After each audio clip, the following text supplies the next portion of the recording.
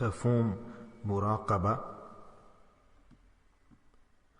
Muraqabah is defined as to wait, to anticipate.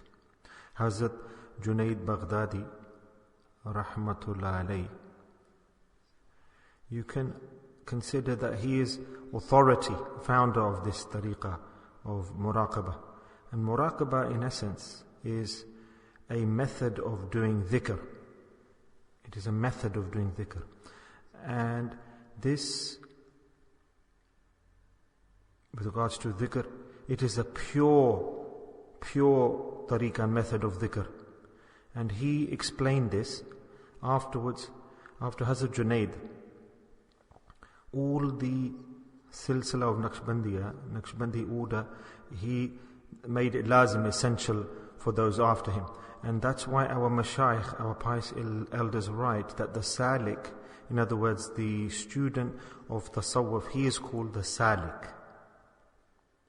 The person who wants to gain the nearness of Allah subhanahu wa ta'ala, closeness to Allah subhanahu wa ta'ala, through dhikr.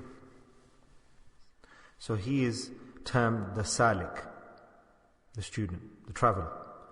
So the salik, what he wants, or what she wants, in other words, men and women are both equal in this. Not that it's just for the men folk, tasawwuf. Rather, the women folk, the sisters, go beyond and higher than the men in status. So the point is just on the heart. Whose heart is more clean and pure? So that individual who desires, who wants that Allah is close to him, and that he is close to Allah, and he has the love of Allah, then he should have deep love for Allah. Deep love for Allah. A lot of love for Allah. So that individual, our Mashayikh Naqshbandi, our pious elders have stated that there are 3 methods for this, to get this, that the pious elders have selected. Yes, they are the consultants, aren't they? They are the leaders, they are the experts, the consultants of tasawwuf. And they have selected 3 ways, 3 methods to gain this conclusion of the nearness of Allah subhanahu wa ta'ala. So they have mentioned 3 tariqas, methods, that is lazim, essential for any student first to adopt these 3 ways. For example, I want that I go to Allah's qurb, I attain Allah's nearness, then I have to do these 3 things. Definitely, if I do this, I will find the nearness, and I'll find these 3 things if I go to a sheikh, to a teacher. So I need to do 3 things. And the first thing that I need, that is for tasawwuf, dhikrullah. First thing that you need to acquire. This is lazim, essential. The second thing that you need is muraqabah. This is the high class, high level of dhikr, high grade you can say. And the third thing that you need is rabta sheikh, connection, relationship with the sheikh, the teacher. These 3 things are very important. To travel on this journey, this path, as a salik, to gain the nearness to Allah subhanahu wa ta'ala. A student of tasawwuf should do these 3 things. Dhikrullah, second is muraqabah, and the third is rabta sheikh, connection with the teacher, relationship. The mashayikh have stated, our pious predecessors, pious sheikhs have said that for the salik, all 3 things are very, very important. So even if he is weak, the student, in one of them, then he won't be able to attain the objective. So if you are weak in either of these 3, one of these 3, then you won't be successful. So this isn't just up to you, automatically you just sit down and you'll acquire this. And this is an ilm, a knowledge. It's a complete subject, just like you go to acquire ilm, knowledge, to bring your body onto the sharia. So your batin, your soul, to bring it onto the sharia, you need this ilm, this knowledge.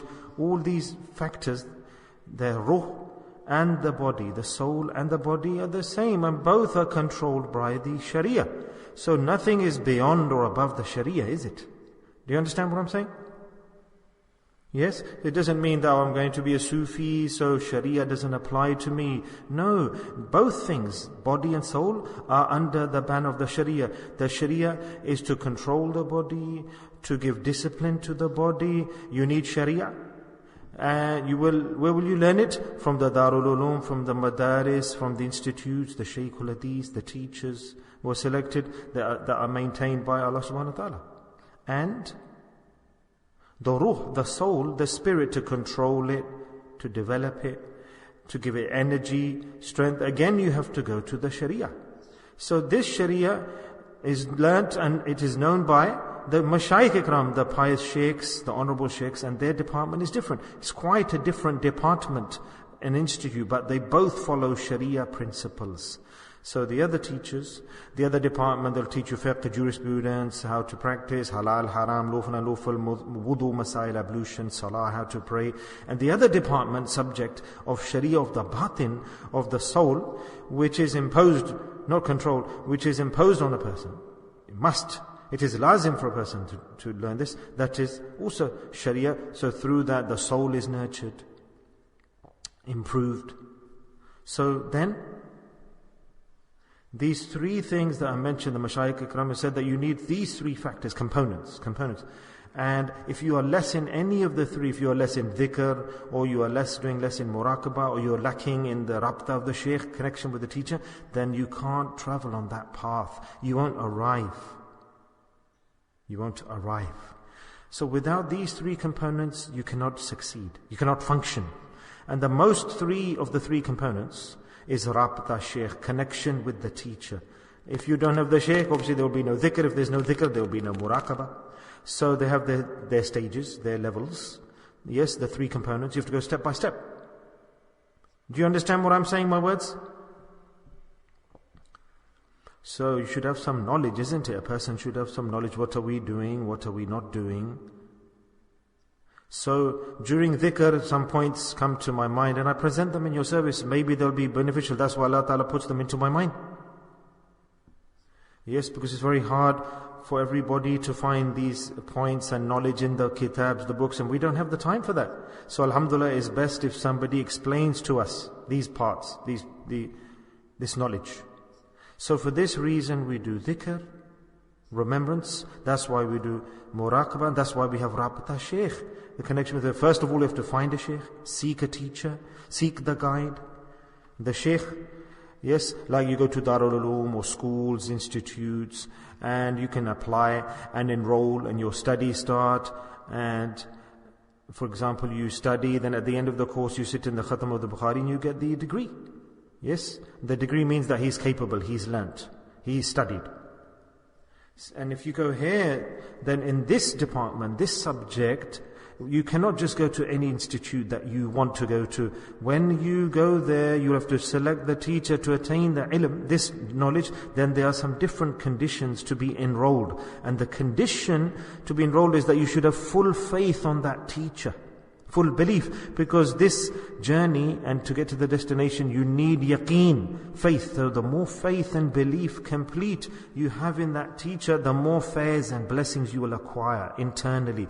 If you don't have faith on the teacher, you don't have belief in the teacher, you have no desire, no draw attention towards him, you don't have any attraction to this teacher, you have many doubts in the teacher, you've got many question marks and weaknesses in your mind about the teacher. Why?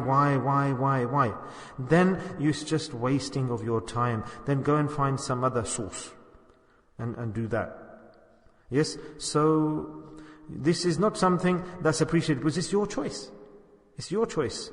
So if shaitan shows you defects or gaps or cracks or wasawis start coming, negative thoughts, then it's waste of time because it's not compulsory. This is wherever you will only go where you have love and the love starts to increase. Do you understand what I'm saying? Yes. So if you have a choice, you can see that this is the path that you can only travel on this path with mutual love and affection. So first step, you need to see that my shaykh, my teacher, how much attraction do I have to him, how much love do I have to him, how much am I drawn near to him. And you'll know, not by words, by your tongue, but you have to accept it inside you, isn't it? By your soul. Your soul within you, internally you have to accept this. Your internal inside will tell you, yes, he's great, or he's really great. So, when your heart attests to this and speaks this and says this, feels this, then in the company of the teacher, in the sohbat of the teacher, Allah's mercies will start to come down on that person, that salik, the student. Until you don't have the connection of the mind, and until the hearts are not connected, till your understandings aren't connected, overlap, meeting, if your ruh, your souls do not meet together, then there's no benefit. Then, what will happen? Your shaykh, according to his status and his position, and he will then prescribe dhikr to you. Second stage comes dhikr, isn't it? First is the connection with the teacher, the relationship, because you've got now belief in him and you have faith in him completely. And whatever dhikr then he gives to you, that will be the best path for you to get Allah's nearness. And it is not necessary that he gives dhikr to everybody the same dhikr. It will be different to different students, different dhikr to different students. It could be different in the quantity, different in what's prescribed, different in the details. It's not necessarily the same dhikr is prescribed to each person. The shaykh knows. So whatever the shaykh prescribes and gives to the salik, the student shouldn't compete with each other. What are you doing? What am I not doing? Again, this is disrespect. Do you understand what I'm saying? So what he gives to you, the dhikr to do, you just do your work. That's my method. This is my schedule, the way that I've been advised and prescribed. Secondly, the most dangerous thing for the student, once he gets onto this, and which is strictly prohibited by the shaykh, and this stage, once you get to this stage, is to read the books, kitabs. Because at that time the student, he was keen to find out the knowledge, and he knows many mashayikh, previous Imam Ghazali, rahmatullah, he wrote the books, and many other sheikhs prior in history, they write the experiences in the kitabs, and because he was fond of this, he starts to read all the various books, and those books are like poison for the student in the beginning of his journey, to read them. Why? Because he will never then find the way that he needs to implement. So at that stage, initially this ilm, zahiri ilm, for example for the salik, it's very dangerous for him, the student, that knowledge in the kitabs, that at that stage. You will see that Hazrat Maulana Rumi, rahmatullah, when he met his ustad, his teacher, his sheikh, then the first thing, he took his kitabs and threw them in the river. And Rumi said, what's this? This all my lifelong studies is gone. Then himself afterwards he said Maulana Rum would never have become Maulana Rumi if I hadn't done this action that my Shaykh had done and followed that. So at that time there's a barrier, restriction, reading the books and historical accounts and stories. This is very dangerous for the salik. At that time you should just do one thing, the dhikr that the sheikhs prescribed to you, just apply that, implement that and make effort on that.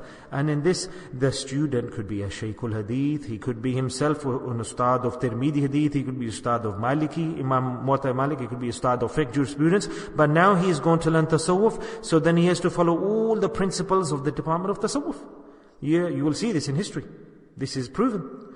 There's all big imams, scholars, when they went to learn the ilm of tasawwuf, then as a student they present themselves to the shaykh and they have to accept the principles, the method. Just like a wali Allah, when he will go to learn the knowledge of kitabs in a madrasa, then he'll follow the principles there. He'll follow that discipline, he'll follow the principles in the Darul Uloom. Then he can study Bukhari and Hadith. There, his ilm, spiritual knowledge, internal knowledge will not run there. He cannot apply that.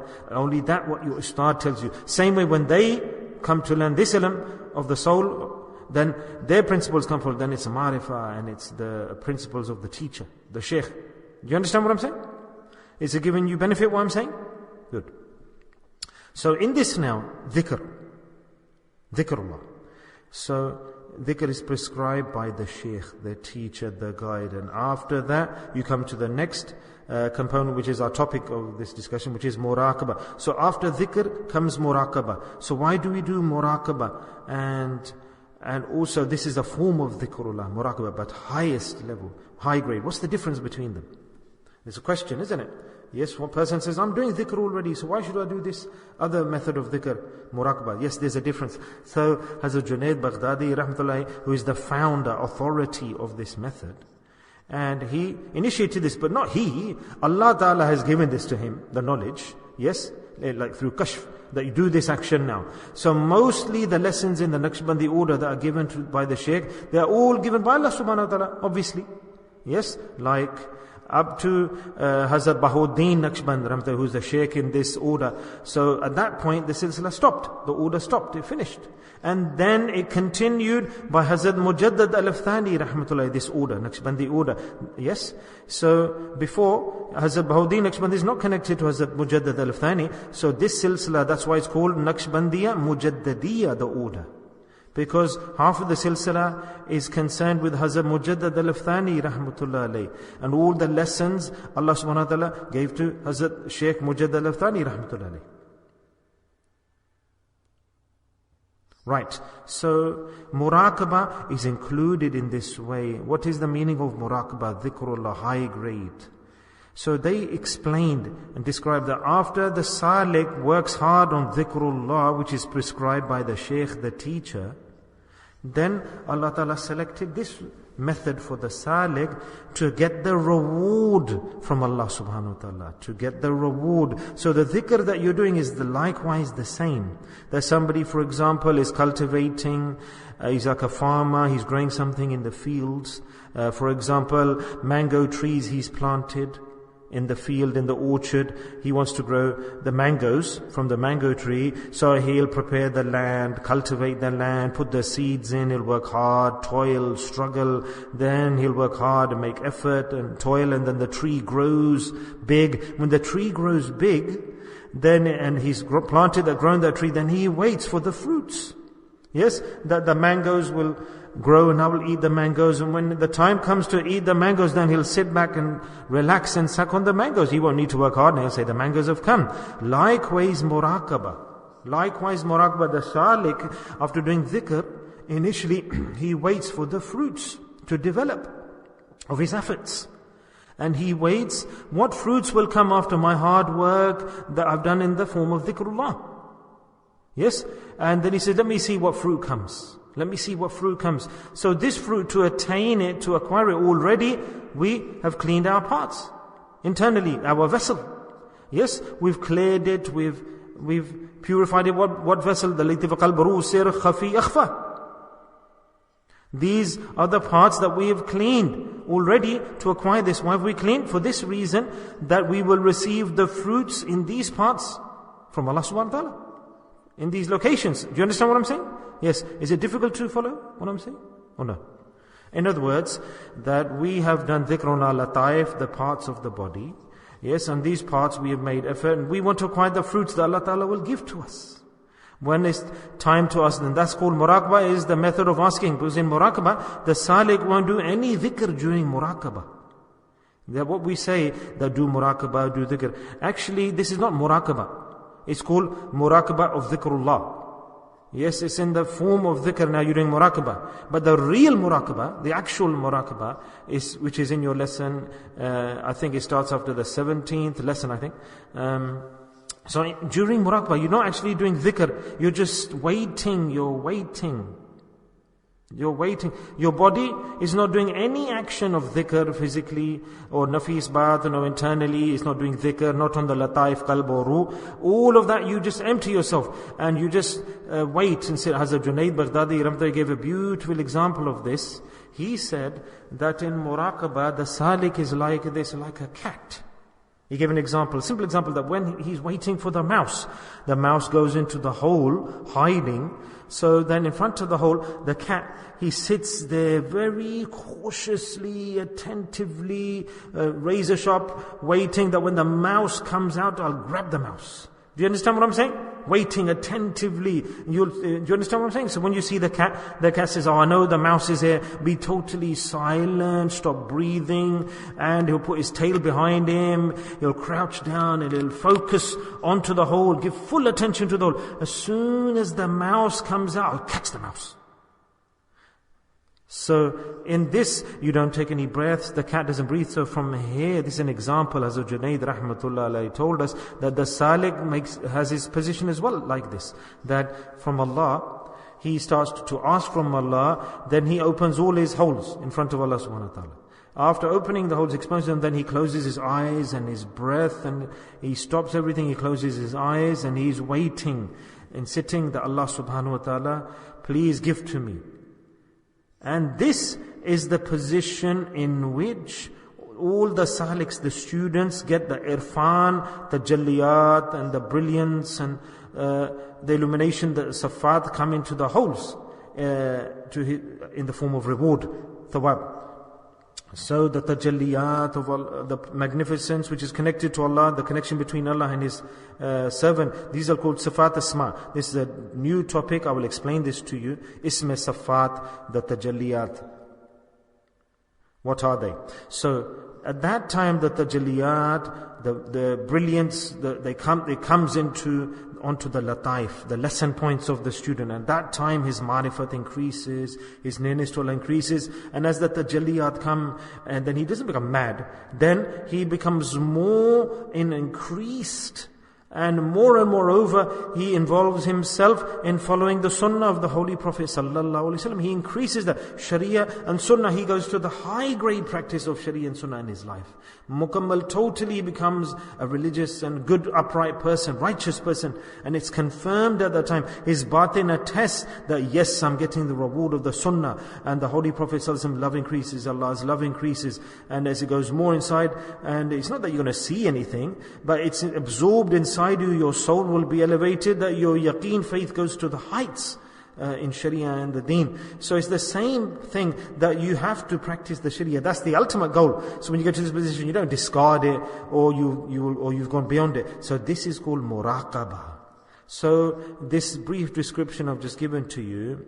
So whenever you sit in Muraqabah, but this is Muraqabah Dhikr that we're doing. Yes, that is the real Muraqabah, which is just solely Muraqabah. There's a difference. So here what we're about to do now is practice during Muraqabah Dhikr. We're practicing that we'll get to the position that we'll stop doing Dhikr and we'll wait for the rewards during ultimate proper Muraqabah. So right now we're just practicing to get there. So we can call this Dhikr, Khafi Dhikr. It's not necessary that, sometimes we do say we're doing Muraqabah, that do Muraqabah, but it's just a term. But actual Muraqabah is what I've described, the higher stage. So this is called Dhikr, Muraqabah, and in this we are not waiting during this. Rather, what we're doing is that we're doing dhikr when we start, and our asbaq, our lessons, our lataif, we'll do dhikr on them in the position, in the shape, in the image of muraqabah, that you close your eyes and you're focusing on the heart. We're practicing for when we get our tawajjuh, our attention, we need to focus our attention and make it strong on our lataif, on our lesson points, so that our focus does not remove from there, so that when we arrive to the level to attain Allah's fairs, then we've got complete practice. That this tawajjuh, this attention, we can give full focus when we do proper muraqabah, that there's no thoughts, there's no desire of the dunya, just one desire, Allah Ta'ala's love, may I attain it on my lataif.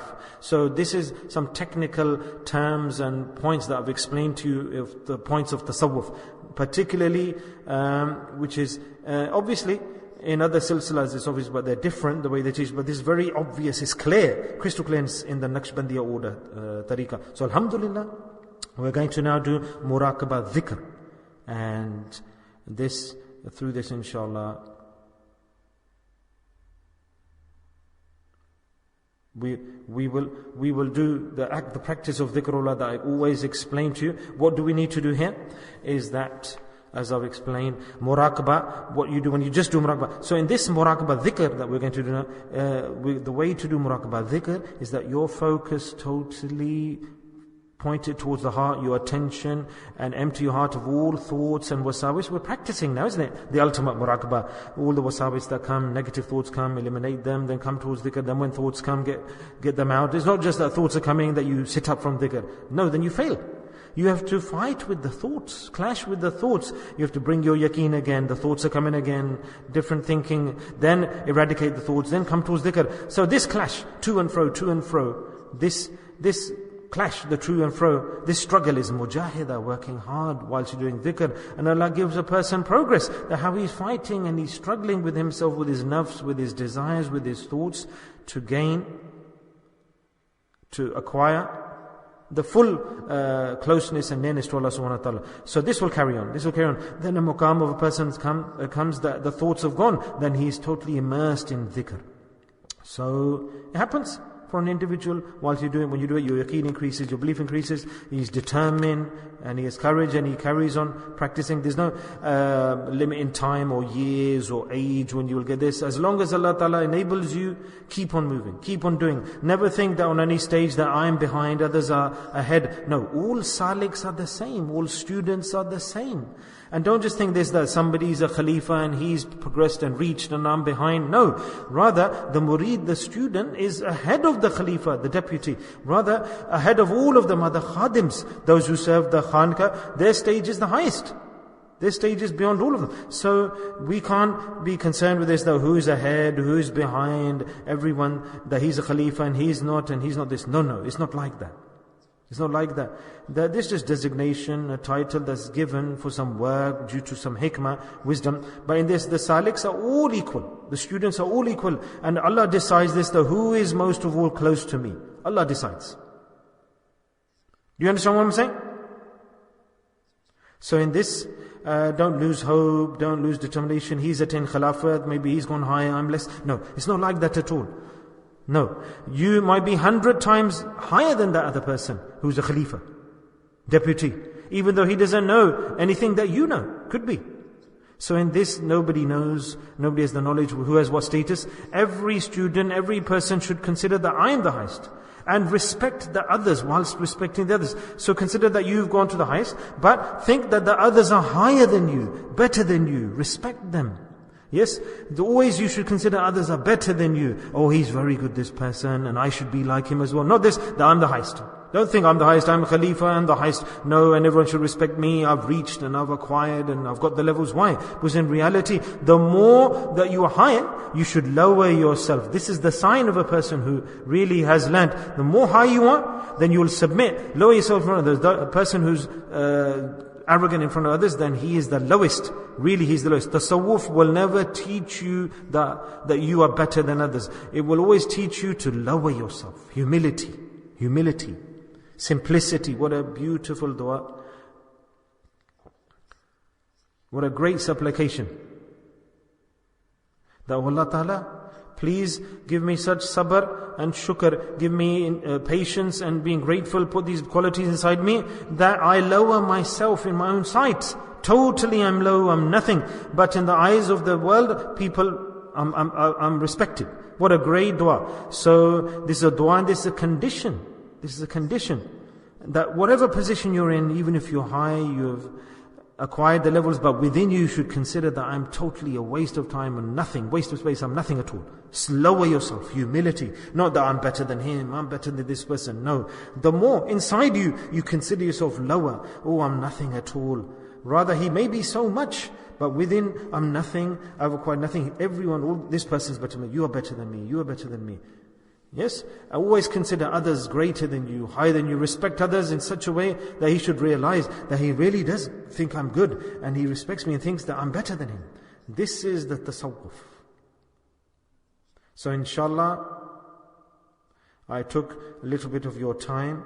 So now we will do dhikrullah, and the method of doing dhikr is that we will close our eyes and the latifa, the lesson that the Shaykh has given to you, work on that and present that latifa in front of you, focus on that latifa, on that lesson.